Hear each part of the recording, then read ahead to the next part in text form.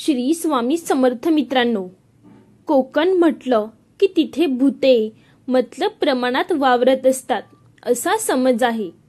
काही जण तर कोकणातील माणसे हीच भूतासारखी आहेत असे विनोदाने म्हणतात. भूतांचे अनेक प्रकार सांगितले जातात.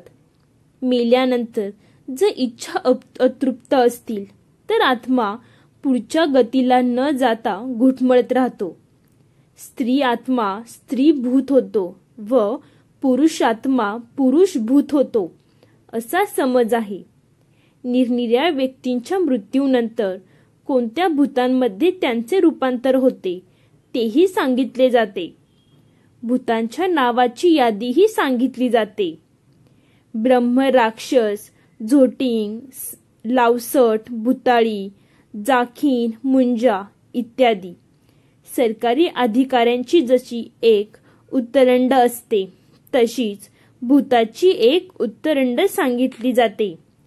कोणत्याही प्रकारे नुकसान हे भूतांमुळे होते असा पूर्वी विशेषतः अशिक्षित लोकांचा समज आहे. अजूनही त्यामध्ये फार फरक पडला नसावा.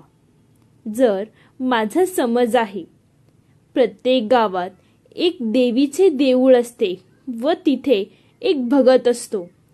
तो यातील तज्ज्ञ समजला जातो, जो निरनिराळ्या कारणांमुळे आलेल्या लोकांचे निरनिराळ्या प्रकारे समाधान करतो. माणसाच्या स्वभावाप्रमाणेच काही भूते गमती करणारी असतात किंवा विनोदी असतात.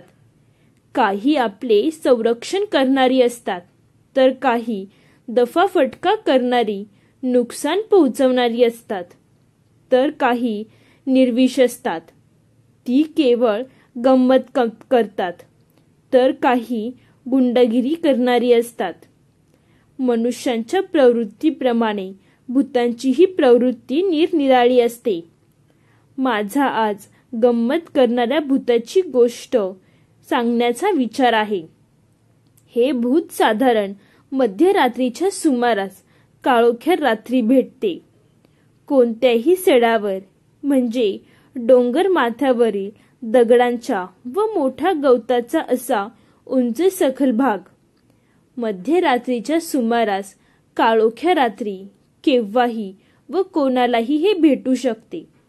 ते कोणताही त्रास देत नाही, फक्त थोडीशी मस्करी करते.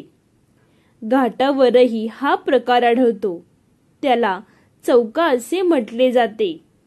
बहुधा व्यंकटेश माडगूळकरांनी या नावाची एक गोष्ट आहे असे वाटते. मध्यरात्रीच्या सुमारास सड्यावरून जाताना तुम्हाला रस्ता सापडत नाहीसा होतो. प्रत्येक पायवाट आपल्याला हवी असलेली आहे असे वाटू लागते.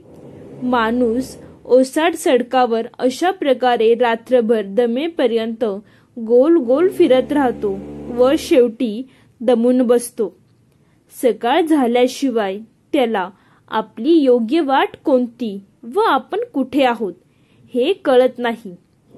हे भूत एखाद्या झाडावर असते व रात्रीचा माणूस दिसला की त्याची ते अशा प्रकारे गंमत करते. त्या झाडाजवळून गेल्यावर हा प्रकार सुरू होतो, म्हणून त्याला भुलीचे झाड असे म्हणतात. पावसाळी दिवस होते. श्रावण महिना होता. गोकुळ अष्टमी होती. नारायणाच्या देवळात उत्सव होता. रात्री कीर्तनात कृष्णाच्या जन्माचे आख्यान व शेवटी पाळण्यामध्ये कृष्ण जन्म असा कार्यक्रम चालू होता. टिल्लू देशमुख म्हणून पावसचे एक कीर्तनकार होते. ते आमच्या शेजाऱ्यांच्या नात्यातही होते. त्यांना कीर्तनाला बोलवले होते. रात्री कृष्ण जन्म झाला. कॉफी पानही झाले. गप्पा टप्पाही झाल्या. सकाळी त्यांना काहीतरी काम होते. त्यामुळे ते व त्यांच्या बरोबरीचे 2-3 गृहस्थ रात्रीचे पावसाला जाण्यासाठी निघाले. आता जाऊ नका, विश्रांती घ्या. सकाळी लवकर उठून चहा घेऊन जा असे सर्वांनी सांगून पाहिले तरीही ते सर्व निघाले. त्यांच्याबरोबर 2-3 चांगले कंदीलही होते. ते गेल्यावर काही मंडळी निवांत झोपली. सकाळी उठून पाहतात तो ती सर्व मंडळी दारात हजर. "अरे, तुम्ही इथे कसे आलात?" विचारतात. ते म्हणाले, "आम्ही फार दमून गेलो आहोत. प्रथम आम्ही फ्रेश होतो, चहा घेतो, मग नंतर सर्व हकीकत सांगतो." चहा घेऊन झाल्यावर त्यांनी आपली हकीकत सांगण्यास सुरुवात केली. ते म्हणाले, "आम्ही इथून निघालो ते घाटी चढलो व पायाखालची वाट असल्यामुळे भराभरा चालू लागलो. आम्ही आमच्या मताप्रमाणे बरोबर पावसच्या वाटेवर होतो. साधारण अर्ध्या तासामध्ये पावसचा उतार यायला पाहिजे होता, परंतु तो काही आला नाही. आम्ही वाट चुकलेलो नाही याची खात्री करून घेतली. आम्ही बरोबर वाटेवरच आहोत. आम्ही चाललो, परंतु उतार काही येईना. जरा वेळाने वाट चुकलो असे वाटले. पुन्हा आमच्या मताप्रमाणे बरोबर वाट पकडून चालू लागलो, तरीही उतार काही येईना. जरा वेळाने वाट चुकल्यासारखे वाटू लागले, म्हणून आम्ही पुन्हा खणाखुणा पाहून बरोबर रस्ता पकडायला व चालू लागलो. थोड्या वेळाने आम्ही उलट्या दिशाने चालत आहोत असे वाटू लागले, म्हणून आम्ही खाणाखुणा पाहून पुन्हा एकदा बरोबर वाट पकडली. आकाशात ढगांची गर्दी, मिट्ट काळोख, कुठेही काही दिसेना. शेवटी दमून वैतागून आम्ही जिथे होतो तेथेच फतकल मारून बसलो. चालून पायाचा भुगा पडला. एकही पाऊल पुढे टाकण्याचे अवसान नव्हते. आम्ही झोपेने पेंगळलेलो गावात येऊन तसंच बसून राहिलो. सकाळी बघतो तर आम्ही तुमच्या घाटाच्या तोंडावरच बसून होतो. घाटी उतरून खाली आलो असतो तर निदान थोडीशी झोप तरी काढता आली असती. सगळ्यांनी हसता हसता पुरे वाट झाली.